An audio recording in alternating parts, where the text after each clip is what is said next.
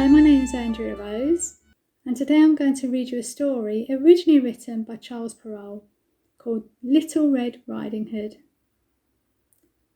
Once upon a time, there lived in a certain village a country girl, the prettiest creature was ever seen.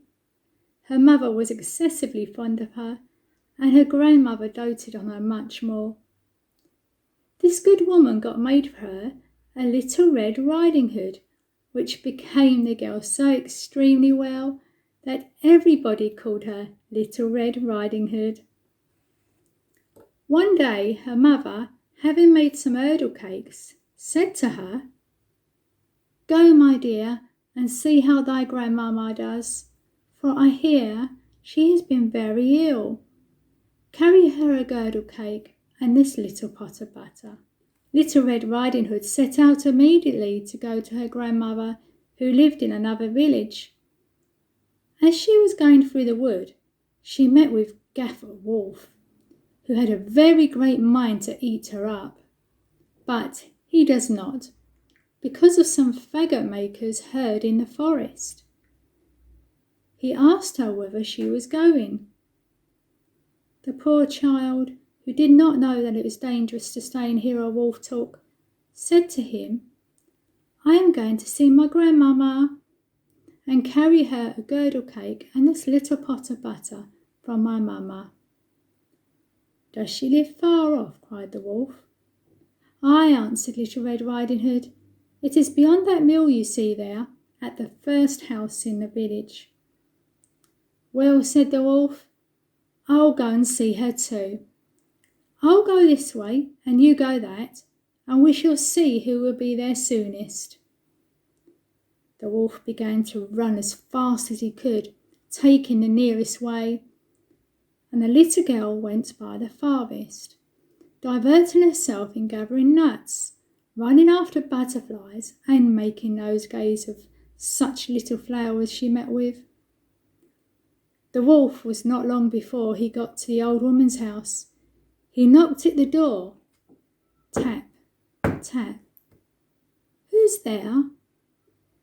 "Your grandchild, Little Red Riding Hood," replied the wolf, counterfeiting her voice, "who has brought you a girdle cake and a little pot of butter, sent you by mamma."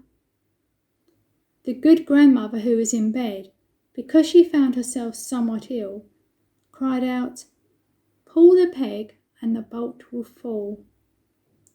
The wolf pulled the peg and the door opened, and then presently he fell upon the good woman. He ate her up in a moment, for it was above 3 days that he had not touched a bite. He then shut the door and went into the grandmother's bed, expecting Little Red Riding Hood, who came some time afterwards. She knocked at the door. Tap, tap. "Who's there?" Little Red Riding Hood, hearing the big voice of the wolf, was at first afraid, but believing her grandmother had got a cold and was hoarse, answered, "'Tis your grandchild, Little Red Riding Hood, who has brought you a girdle cake and a little pot of butter mamma sends you." The wolf cried out to her, softening his voice as much as he could, "Pull the peg and the bolt will fall." Little Red Riding Hood pulled the peg and the door opened. The wolf, seeing her come in, said to her, hiding himself under the bedclothes, "Put the cake and the little pot of butter upon the bread bin, and come and lie down with me." Little Red Riding Hood undressed herself and got into the bed, where, being greatly amazed to see how her grandmother looked in her night clothes, she said to her, "Grandmamma, what great arms you have got! That is the better to hug thee, my dear." "Grandmamma, what great legs you have got! That is to run the better, my child." "Grandmamma, what great ears you have got! That is the better to hear, my child." "Grandmamma, what great eyes you have got! It is to see the better, my child." "Grandmamma, what great teeth you have got! That is to eat thee up." And saying these words, the wicked wolf fell upon poor Little Red Riding Hood and ate her all up. There is a moral to this story.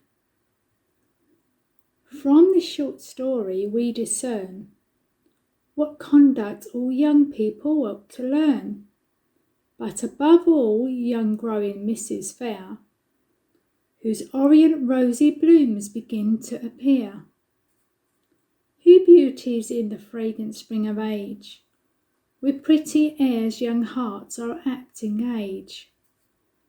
Oh, do they listen to all sorts of tongues, since some enchant and lure like siren songs. No wonder therefore 'tis if overpowered, so many of them has the wolf devoured. The wolf, I say, for wolves to sure, there are of every sort and every character. Some of them mild and gentle humoured be, of noise and gall and rancour wholly free, who tame familiar fall of complacence, ogle and leer, languish, cajole and glance, with luring tongues and language wondrous sweet, follow young ladies as they walk the street, even to their very houses, nay bedside, and artful though their true designs they hide. Yet are these simpering wolves, who does not see, most dangerous of wolves indeed they be.